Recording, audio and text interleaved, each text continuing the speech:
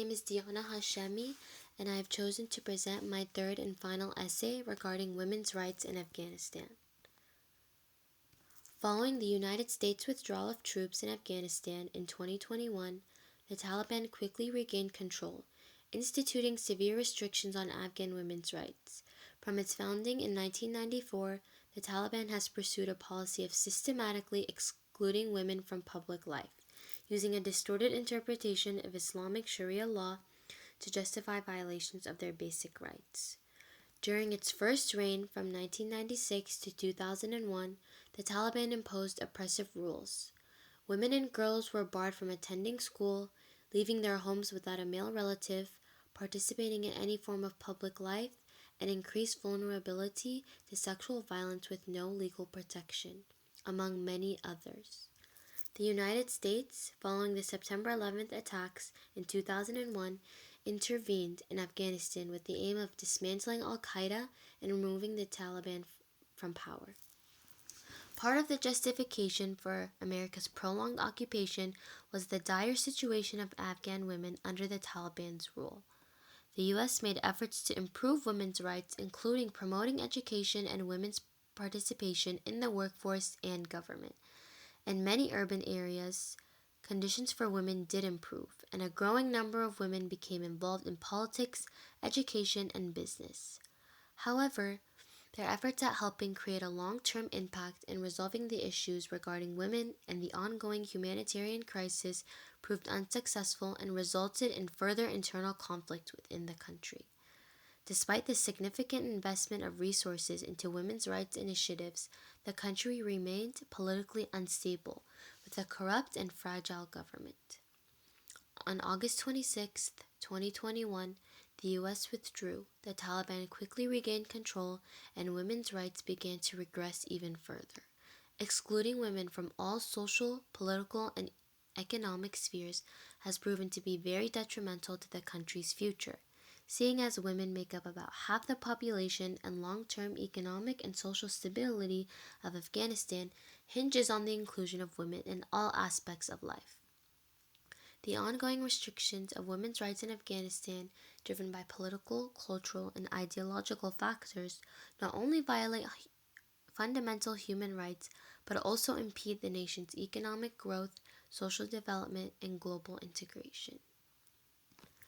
The restrictions placed on Afghan women in Afghanistan have been labeled one of the most severe women's rights crises in the world. Under Taliban rule, approximately 1.4 million girls and counting have been barred from attending secondary school, and all women have been prohibited from pursuing higher education at any university. These restrictions have resulted and will continue to lead to a lack of female doctors, nurses, teachers, and generally educated women who are able to properly function within society. As women are stripped of the opportunity for quality education, the broader consequences become increasingly apparent and will result in further marginalization and even greater gender segregation. Women who are unable to make meaningful contributions to society as educated professionals are left with little roles beyond that of wife and mother. More recently, beyond the restrictions on work and education, women have been banned from simply leaving their homes.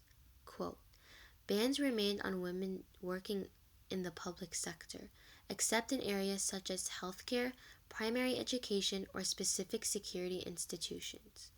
Women were banned from appearing in public alone or traveling for more than 72 kilometers without a male chaperone.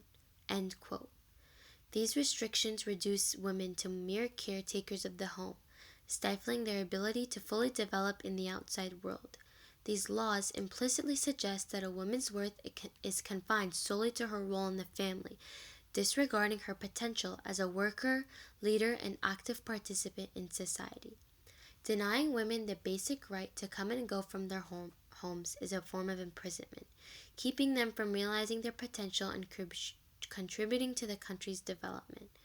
With 50% of Afghanistan's population being women, the current situation impacts over 22 million women and girls who are effectively trapped in their homes, unable to function as independent, contributing members of society.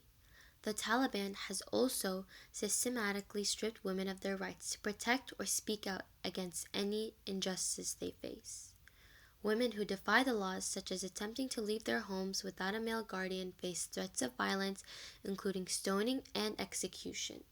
They are not only denied the right to protest, but also face sexual violence, both within the homes and at the hands of Taliban officers, who are both granted complete impunity for their actions. Women experiencing sexual violence have no recourse to justice, as the Taliban's laws and the country's justice system fails to protect them. And because they are confined to their homes and have no rights, their husbands have complete control over them and are not punished for any crimes committed within the home.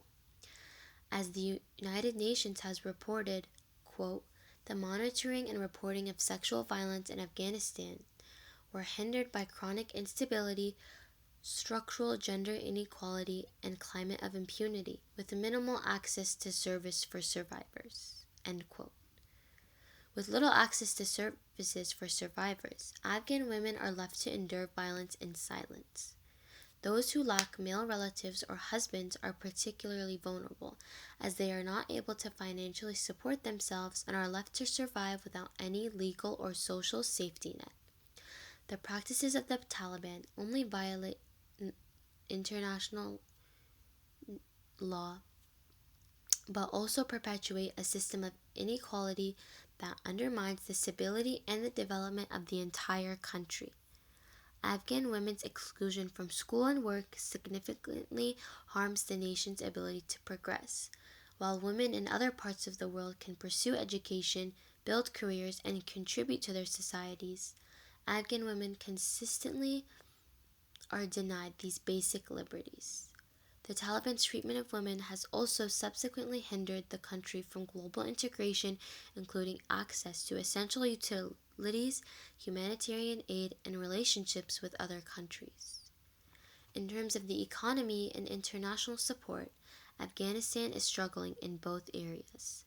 The ban on women's education and integration into the workforce has resulted in decreased productivity and higher poverty rates.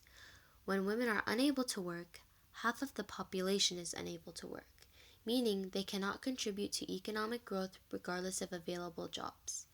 Educated working men and women are essential to a functioning economy. Without half of the population in the workforce, there can be no hope for economic recovery. The United Nations reports, quote, the proportion of women working across all sectors has dropped dramatically, from 11% in 2022 to just 6% in 2023, end quote. Now, in 2024, the percentage dropped to 4.8%, with Afghanistan now having the lowest female labor participation rate in the world. Women are being stripped of their opportunity to enter the workforce and contribute to society and the economy because of the Interim Taliban Administration, or ITA, which has resulted in the international aid changing its approach to helping Afghanistan's economy, if at all. Despite not being allowed to enter public work arenas, women in Afghanistan have begun to develop their own small businesses in private. These have become a source of income for many families and allowed these women to defy the arbitrary restrictions that strip them of their identities. Aid for education and maintaining small businesses cannot reach all women, but there are many programs with goals of providing education to young girls and supporting families. Contributing to the lack of economic resources is the wavering support and funds from international donors, meaning there is now a lack of foreign aid that has saved millions from starvation and helped stave off economic collapse. Due to the actions of the country's acting government, the citizens who are truly in need of aid for basic needs are unable to receive it. In October of 2023, 6.3 earthquakes hit the province of Herat, resulting in hundreds of deaths and millions of people displaced. This left the people of Afghanistan in even greater need for foreign intervention in terms of aid and assistance. Instead, because of the stances of the ITA on a number of issues, including the treatment of women and girls, females in Afghanistan were met with no humanitarian assistance and repatriation. The country's neighbors to the left had no intention of letting asylum seekers in. Quote, following the government of Pakistan's mid-September 2023 announcement of its intent to repatriate undocumented Afghans, more than 610,000 Afghans have returned from Pakistan, with most returnees requiring food assistance, health services, and livelihood opportunities in their areas of return. End quote. Afghan refugees, made up of mostly women and children, who on top of the impacts of the earthquakes were already facing severe gender apartheid and sexual violence, were then forced to return to a country that has no respect for their identities or provide any support for them. The Taliban's actions have severely hindered global integration, essentially alienating the country from the rest of the world and setting a very dangerous precedent for how its citizens are treated, as well as sabotaging their own economy in order to completely suppress a woman's right to education, autonomy, and respect.